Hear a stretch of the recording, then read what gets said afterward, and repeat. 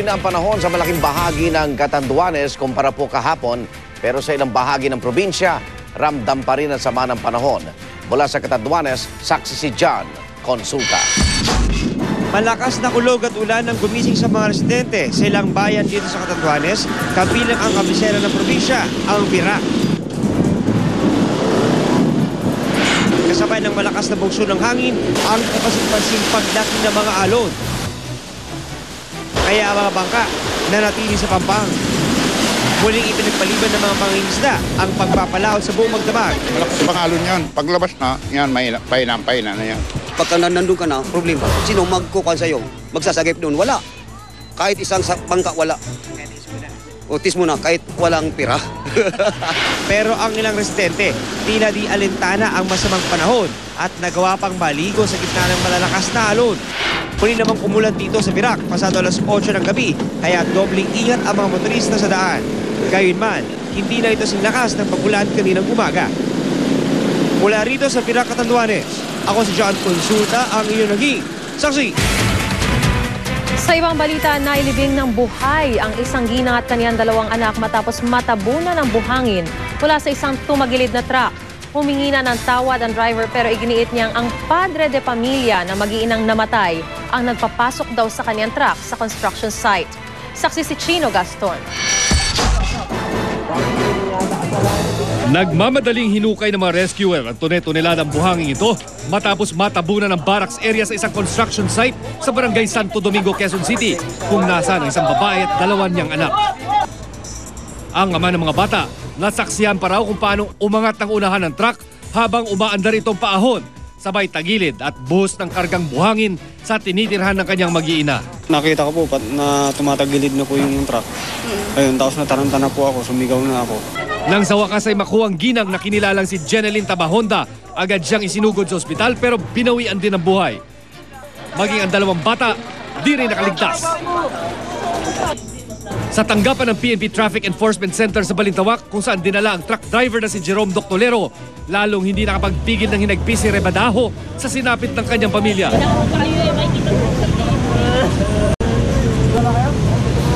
Sinubukan pa nga niyang sugurin si Doctolero pero napigilan siya ng mga pulis.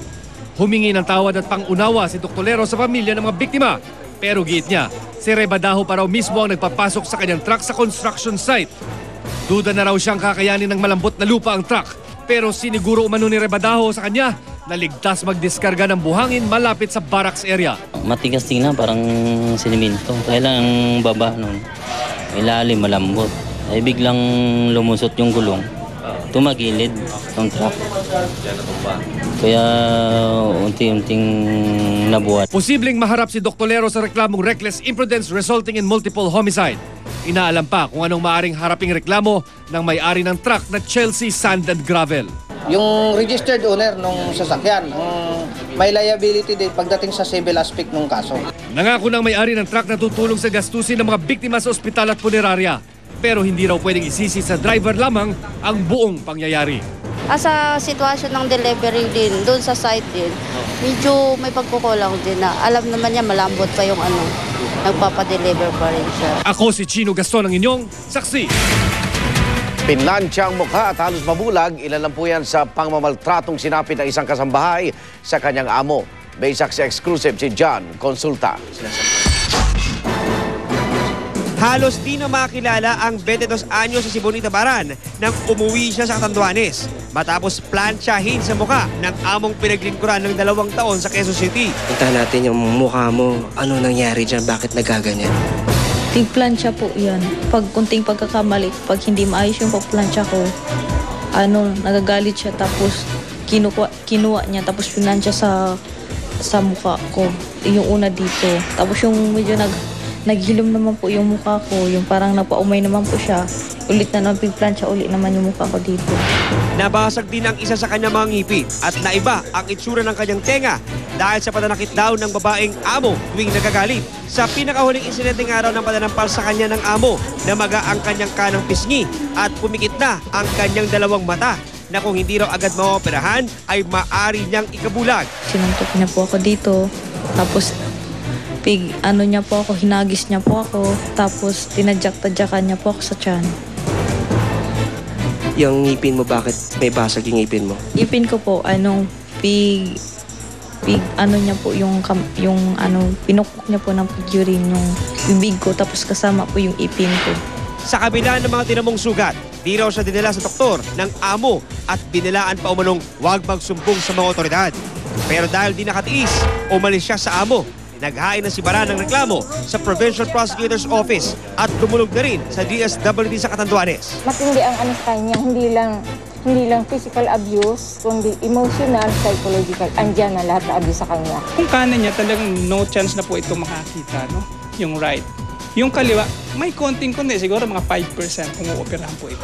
Tulungan niyo naman po kami kasi po may nangyari sa kapatid ko. Gusto po namin mabigyan ng hustisya kasi po mahirap lang po kami. Wala naman po kami kakaya na mapagamot siya. Mula rito sa Catanduanes, ako si John Consulta, ang inyong saksi. Nakitaan ng mga paso at gasgas ang 3 sa 4 na menor de edad na sinaktan umano ng executive officer ng Barangay Marilag sa Quezon City. Pero kung sariwa ba ang mga sugat na ito, hindi nakasaad sa medical report. Narito po ang aking ulat. Mga gasgas, pamamaga, pamumula at paso. Yan daw ang mga nakita sa medical exam sa 3 sa 4 na menor de edad na nag-aakusang tinorture umano sila ni Barangay Marilag Executive Officer Eleuterio Endozo Jr. Ang unang menor de edad, nakitaan ng gasgas sa harap na bahagi ng kaliwang balikat at braso at may pamamaga sa kanyang pusod. Ang pangalawa, may mga paso sa bandang tiyan at iba pang bahagi ng katawan. At ang pangatlo, may pamumula sa dibdib at pinag-iingat sa posibleng epekto ng head injury. Hindi nakadetalya sa medical report kung kailan posibleng tinamo o kung sariwa ba ang mga pasat sugat, pero nakalagay rito na dahil ito sa assault o pisikal na pananakit. Ipinakita pa nga sa akin ang isa sa kanilang sugat na dulot ng upos ng sigarilyo. Pitik lang po sa sigarilyo, pagpitik niya lang. Oh. Sinadya ba yun sa'yo? Opo, kinoriente talaga kami. Kinoriente talaga kayo? Ano pa pinagawa sa inyo? Peglinis, tapos pinasubo ng bakal. Pero pinabulaanan ng alegasyon ni Arlinda Pehi na nagbabantay raw sa butika ng barangay na nasa opisina rin kung saan dinala umano ang mga menor de edad. Wala naman ako nakita ang ginasaktan ang mga bata dyan. Pinatakot lang nila na ganyan. Napakabait ni Mr. Endozo, gagawin ba yun sa bata? Maganda siya nga leader eh. Nakakalungkot naman pong itipid. Bakit pong sariling opisyalis pang kailangan pong gumawa niyan? Dapat po hindi po dapat ganun. Kahit na po anong tigas po sana ng ulo ng mga bata, hindi dapat po nila sinasaktan. At saka dapat po pinapatawag nila ang mga magulang nito. Ang ina ng naturang menor de edad sumama pa sa barangay hall para magpa-blotter. Desidido raw siyang kasuhan sa piskalya si Endozo. Itinanggi na ni Endozo ang akusasyon pero sinuspindi muna siya habang iniimbestigahan. Ayon naman sa barangay, hinuli ang mga menor de edad matapos silang ireklamo ng pagnanakaw ng kulungan ng aso. Hindi raw ito ang unang reklamo laban sa kanila. Kaduda-duda na nangangalakal kasi yung minsan yung kalakal sinasabi nila pero ang ginagawa nila is nagnanakaw. Kasi po itinuro po ng may-ari nung ninakawan nila. Hindi namin tinotolerate yung mga ganyang aksyon na saktan po ang mga bata. Kahit po sila ay talagang maakusahan na sila ay magnanakaw, hindi po talaga makatarungan. Yung ginawa sa kanila na pang-torture, pananakot, yung pagpapahiya sa kanila sa publiko. Ako si Mariz Umali, ang inyong saksi. Uli naman po sa CCTV ang pagnanakaw ng bakal na mga menor de edad mula sa isang sarado ng videoke bar sa Pasig. By saksi exclusive, si Emil Sumangil. Tila karaniwang kilos lang noong una ang makikita sa umpukang ito ng ilang kabataan sa harapan ng isang nagsarang videoke bar mag-alas 2 ng madaling araw kanina. Pero maya-maya pa, makikita sa CCTV na inabot na ng isa sa mga suspect ang paa ng isang lamesang gawa sa bakal. Pagkatapos ay dinala sa kalapit na junk shop. Dalawang magkasunod na beses pang nakapaglabas ng mga kable ng kuryente at bakal ang grupo. Pero ang hindi nila alam, itinimbre na ang ginagawa nila sa City Ordinance Police. Parang nakakita ng multo at kumaripas ng takbo ang mga kabataan nang makita ang mga pulis. 4 sa kanila nakatakas kabilang na ang isa pang menor de edad na unang nakapasok sa bar at nag-aabot ng mga bakal sa mga kasama sa labas. Pero ang isa, mistulang nakipagpatintero pa sa mga humabol na pulis bago na ibigay sa kustodiyan ng DSWD. Ayon sa mga residente, dati na raw nabibiktima ang mga ito sa mga establishmento sa lugar. Pangalawa, hindi nila ito nabuksan, dito naman dumaan. Diyan sa butas na yan. Sa butas ng bata siguro ang pinapasok dito. At sa palagay nyo? Sa palagay ko talagang bata kasi itong laki ito hindi mo papasok dito. Ang mga bagong kuhang bakal, na-recover din ng mga otoridad sa binentahang junk shop na iniimbestigan din kung kasabwat pa ng mga bata.